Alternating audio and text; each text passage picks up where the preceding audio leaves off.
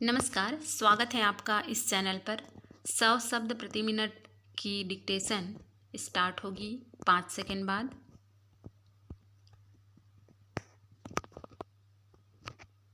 Start. बीते दिनों ज्यों ही मैं लोकसभा के सम्मानित सदस्यों के समक्ष खड़ी हुई, मेरा हृदय दृढ़ निश्चय और उत्तरदायित्व की भावना से भर उठा।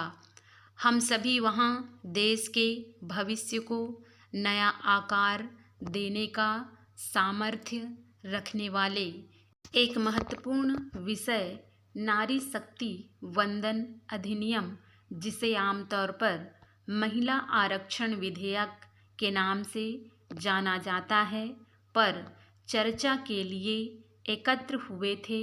यह प्रस्तावित संवैधानिक संशोधन लोकसभा और विधानसभाओं में महिलाओं के लिए 33% सीटें आरक्षित करने का प्रावधान करता है, जो राजनीति में महिलाओं को सशक्त बनाने की दिशा में एक ऐतिहासिक कदम है। जब देश गुलामी की बेड़ियों से आज़ाद हुआ था, तब भी विभिन्न क्षेत्रों की तमाम साधारण महिलाओं ने अपने संवैधानिक अधिकारों की रक्षा की बात उठाई थी।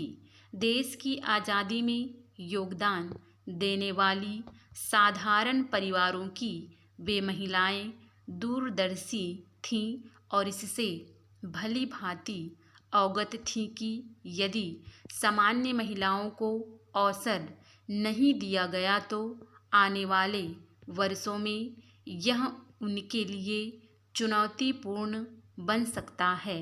आज मैं उन दूरदर्शी महिलाओं की नमन करती हूँ।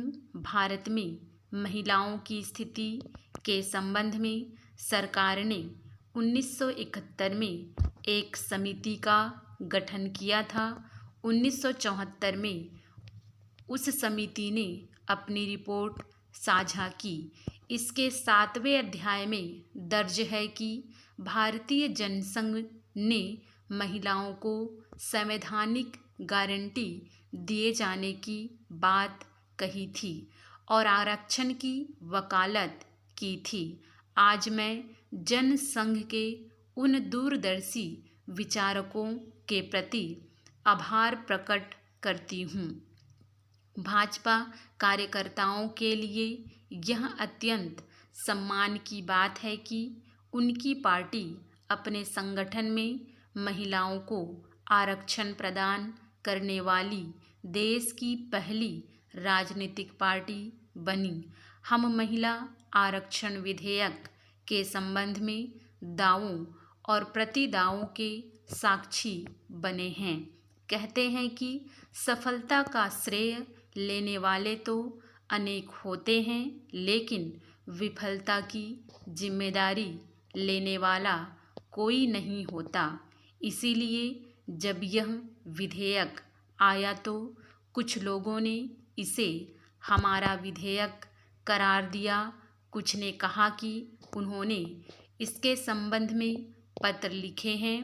कुछ ने कहा कि इसकी संपूर्ण संवैधानिक रूपरेखा उन्होंने तैयार की। संविधान के 73वें और 74वें संशोधन के लिए प्रायः एक परिवार विशेष को श्रेय दिया जाता है। इसी परिवार की एक सम्मानित नेता ने संसद में कहा कि यह कार्य पीवी नरसिंह राव द्वारा किया गया।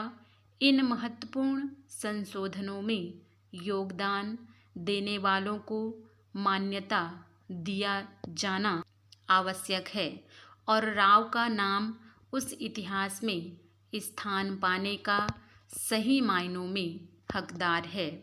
महिला आरक्षण विधेयक दशकों से एक विवादित मुद्दा रहा है। विवाद का एक प्रमुख बिंदु आरक्षण की अवधि है। मोदी सरकार ने प्रस्ताव दिया कि आरक्षण 15 वर्षों तक जारी रहेगा और महिलाओं के लिए आरक्षित सीटों की प्रत्येक परिसीमन के बाद बदला जाएगा, जिससे दीर्घकालिक प्रभाव सुनिश्चित होगा। इसके विपरीत कांग्रेस ने 10 वर्षों के लिए महिला कोटे का प्रस्ताव रखा था। वह 10 साल बाद महिलाओं का अधिकार छीनना चाहती थी। मैं प्रधानमंत्री और विधि मंत्री की आभारी हूँ, जिन्होंने कांग्रेस की यह मंशा पूरी नहीं होने दी। महिला आरक्षण की अवधि के अलावा कुछ अन्य संवैधानिक प्राविधानों और कानूनी पहलुओं को स्पष्ट करना भी आवश्यक है। कुछ ने अन्य पिछड़ा वर्ग यानी ओबीसी और अल्पसंख्यक समुदायों के लिए कोटा शामिल करने का सुझाव दिया। स्मरण रहे कि मजहब के आधार पर आरक्षण भारतीय संविधान द्वारा स्पष्ट रूप से निषिद्ध है। लोग तथ्यों की पड़ताल करें और महिलाओं को संवैधानिक तरीकों से सशक्त बनाने के सरकार के प्रयासों को पहचानें। संविधान और उसकी गरिमा के लिए हमारी प्रतिबद्धता अटल है। राजनीतिक प्रतिनिधित्व महिला सशक्तिकरण का बुनियादी पहलू है। मोदी सरकार ने राजनीति में महिलाओं की भागीदारी बढ़ाने की दिशा में कई कदम उठाए हैं। शासन के विभिन्न स्तरों पर महिलाओं की भागीदारी की वकालत करते हुए मोदी सरकार यह सुनिश्चित कर रही है कि निर्णय लेने की प्रक्रियाओं में महिलाओं का पक्ष सुना जाए। महिलाओं को सशक्त बनाने के लिए मोदी सरकार ने एक परिवर्तनकारी यात्रा आरंभ की है। समग्र नीतियों और लक्षित पहलों के माध्यम से सरकार ने शिक्षा, स्वास्थ्य देखभाल, राजनीतिक प्रतिनिधित्व, आर्थिक सशक्तिकरण और लैंगिक समानता जैसे महत्वपूर्ण क्षेत्रों पर गौर किया है। प्रत्यक्ष को प्रमाण की आवश्यकता नहीं होती। स्वास्थ्य सेवाओं तक पहुँच में सुधार हुआ है, राजनीतिक प्रतिनिधित्व बढ़ा है और महिलाओं के लिए आर्थिक अवसर बढ़े हैं। महिलाओं के विकास के लिए पर्याप्त बजट आवंटन को हमें भूलना नहीं चाहिए। इन आवंटों में वृद्धि महिलाओं को आगे बढ़ने में मदद करने के प्रति हमारी सरकार के समर्पण को दर्शाती है। प्रधानमंत्री मोदी के नेतृत्व में किए गए प्रयासों की बदौलत स्कूली शिक्षा अधूरी छोड़ने वाली लड़कियों की संख्या में काफ़ी कमी आई है। यह केवल राजनीतिक रूप से ही नहीं बल्कि शिक्षा और आर्थिक अवसरों के माध्यम से भी महिलाओं को सशक्त बनाने की हमारी प्रतिबद्धता को रेखांकित करता है। भारत महिला सशक्तिकरण की दिशा में जिस तरह आगे बढ़ रहा है, उसके सकारात्मक प्रभावों को देखना महत्वपूर्ण है। चुनौतियों के बावजूद लैंगिक समानता और महिला सशक्तिकरण के प्रति सरकार की अटल प्रतिबद्धता देश भर में लाखों महिलाओं के लिए आशा की किरण है।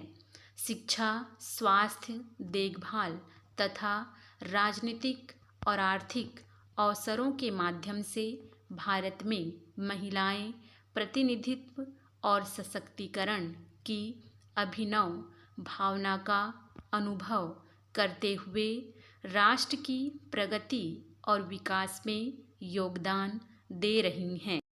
यदि संवैधानिक गरिमा के दृष्टिकोण से महिला आरक्षण विधेयक पर गौर करें तो इसके माध्यम से देवी लक्ष्मी ने संवैधानिक रूप ग्रहण किया है। यह महिलाओं के आर्थिक सशक्तिकरण का प्रतीक है। यह विधेयक कोई राजनीतिक औजार नहीं बल्कि महिलाओं को सशक्त बनाने का साधन है। हमें याद रखना चाहिए कि यह मामला श्रेय लेने या दोष मढ़ने का नहीं है। यह महिलाओं के साथ लोकतंत्र को मजबूत बनाने और भारत के उज्जवल भविष्य को आकार देने के अवसरों की पहचान करने को समर्पित है। स्टॉप।